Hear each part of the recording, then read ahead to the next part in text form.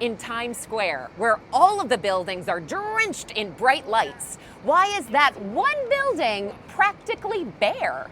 It's not just that all the buildings in Times Square want to be covered in bright lights, they are legally required to be covered in a certain amount of lights. Now, that building's not breaking the law, they're just older than the law itself. That's the Paramount Building. It was constructed in 1927 and designed to look like Paramount's logo, which is a mountaintop. Can you see it? Little mountaintop. Adorable, right?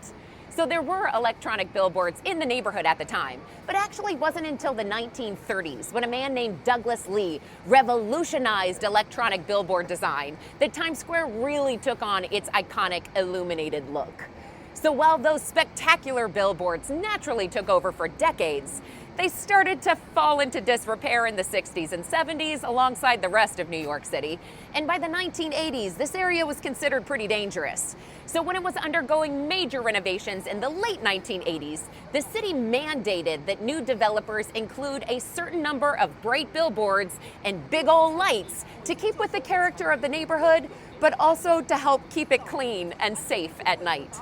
Since the Paramount Building has been around since before all of that, they do not need to update their facade to accommodate that new law, even if it is a bright idea.